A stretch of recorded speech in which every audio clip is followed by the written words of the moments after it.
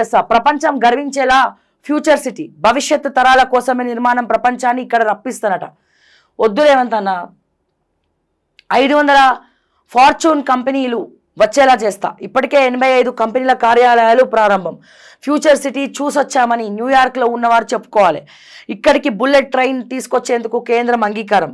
భూములు కోల్పోతున్న వారికి పరిహారంతో పాటు ఉద్యోగ అవకాశాలు. రాజకీయ పార్టీల ఉచ్చులో పడి కోర్టులకు వెళ్ళి నష్టపోవద్దు. నేను కూర్చొని సమస్యలు పరిష్కరిస్తా. CM Revanth Reddy. FCDA office greenfield radial road నిర్మాణానికి శంకుస్థాపన. ప్రపంచం గర్వించేలా ఫ్యూచర్ సిటీని నిర్మిస్తా. భవిష్యత్తు తరాల కోసమే భారత్ ఫ్యూచర్ సిటీ, ప్రపంచాన్ని ఫ్యూచర్ సిటీకి రప్పిస్తా. 500 ఫార్చ్యూన్ కంపెనీలు వచ్చేలా చేస్తా. 500 ఫార్చ్యూన్ కంపెనీల వెనకాల ఉన్నటువంటి వాళ్ళు ఎవరు? ఫ్యూచర్ సిటీలో ల్యాండ్ బ్యాంక్ని మీకు అనుకూలంగా తక్కువ రేటుకు కొనుక్కొని ఎక్కువ రేటుకి అమ్మి సొమ్ము చేసుకునేటువంటి సొమ్ము బాపతులు ఎవరు మీ కాంగ్రెస్ పార్టీలో? ఫ్యూచర్ సిటీని ఎవరికి తెలియకుండా బ్యాక్ ఎండ్ లో ఉండి ఆపరేట్ చేసేంటి ఫ్యూచర్ మ్యాన్ ఎవరు? ఐటీ శాఖ మంత్రి దుద్దిల్ల శ్రీధర్ బాబు చెప్పాలి, ముఖ్యమంత్రి రేవంత్ రెడ్డి గారు చెప్పాలి, టీఎస్ఐఏసీ అండ్ అలాగే 4th city future city chairman మా ఐఏఎస్ శశాంక్ గారు చెప్పాలి.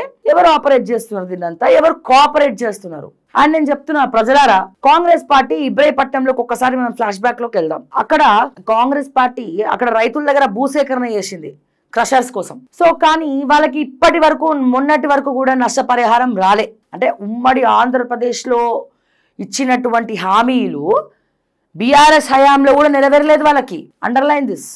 సో ఎవరైనా సరే గవర్నమెంట్ భూములు కావాలి అంటే ఫస్ట్ డబ్బులు ఇచ్చినాకనే మీ భూములు రాసివ్వండి. డబ్బులు ఇచ్చినాకనే మీ భూములు రాసివ్వండి. ఉద్యోగ అవకాశాలు అపాయింట్మెంట్ లెటర్స్ చేతిలో పెట్టిన తర్వాతనే మీ భూములు మీరు తీసుకోండి. మీ భూములు మీకు వాళ్ళకి ఇవ్వండి. అప్పటి వరకు తప్పుడు నిర్ణయాలు తీసుకోవద్దు. అప్పటి వరకు చాలా చాకచక్యంగా వ్యవహరించండి. లేకపోతే గవర్నమెంట్ ఆఫీసుల చుట్టూ మీరు భూములు ఇచ్చి మీరు త్యాగం చేసి గవర్నమెంట్ ఆఫీసుల చుట్టూ చొప్పులు అరిగేలాగా తిరుగుతారు.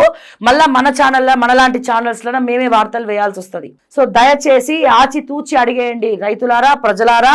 4th సిటీకి ఎవరెవరైతే భూములు కట్టబెడుతున్నారో వాళ్ళు ముందుగానే డబ్బులు తీసుకోండి ప్రభుత్వం దగ్గర. మీ మంచికి చెప్తా ఉన్నాం. డబ్బులు తీసుకోండి. ఇప్పుడు అపాయింట్మెంట్ లెటర్స్ ఇస్తామంటారు కదా, అపాయింట్మెంట్ లెటర్ జాబులు తీసుకున్న తర్వాతనే చేసుకోండి. ఎందుకంటే గజ్వెల్లో ఇట్లాగే భూసేకరణ చేసారు. మీరు రైతులు భూములు తీసుకొని కొంతమందికి డబుల్ బెడ్రూమ్ ఇచ్చారు, కొంతమందికి ఇల్లు కట్టించారు కేసీఆర్ గజ్వెల్లో. నేను పోయి చేసిన, అధికారంకి ముందు నేను పోయి చేస్తే అక్కడ రైతులు వాళ్ళకి అన్ని చేస్తామని హామీలు ఇచ్చారు. బట్ ఏం చేయలే. ఇండస్ట్రీస్ కి భూసేకరణ చేసి గజ్వెల్ దగ్గర వాళ్ళకి ఏం చేయలే.